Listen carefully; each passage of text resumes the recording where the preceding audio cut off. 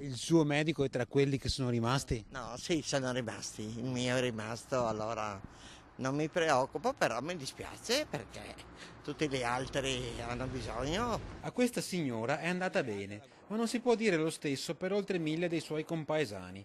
A Ponzano, infatti, dal 1° dicembre scorso mancano all'appello 2 degli 8 medici di famiglia in servizio nel territorio comunale. Una dottoressa, infatti, è andata in pensione e l'altro medico, che condivideva con lei l'ambulatorio, si è trasferito a Povegliano. Circa 1500 pazienti sono quindi rimasti per certi versi a piedi.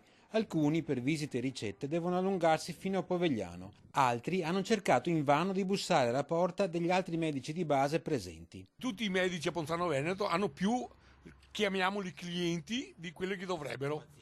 Pazienti, bravo. Si sono rifiutati, nel senso che dicono: noi abbiamo già, come la convenzione con l'URSS, abbiamo i nostri 1500 e qualcosa pazienti e non abbiamo intenzione di allargarci di più. La situazione è a dir poco critica e poco efficace la soluzione trovata in via provvisoria con l'arrivo di un medico da Morgano per poche ore a settimana. La soluzione vera sarebbe quella di far venire altri 2 medici qui, cioè chiudere il buco che si è creato. Per reintegrare l'organico dei medici, CGIL e CISL hanno dato il via ad una petizione che si può firmare nelle farmacie del comune e nei vari punti di raccolta, come questa mattina al mercato di Paderno. Ho già firmato la carta per avere che si vergognassero, che dobbiamo andare a Povegliano. Buona parte della popolazione la prende a cuore. Cerchiamo di ottenere 2 medici qua che resti in comune. Alla fine, a subire il disagio maggiore sono gli anziani, per i quali diventa un'impresa anche solo ottenere una ricetta. Dobbiamo mettere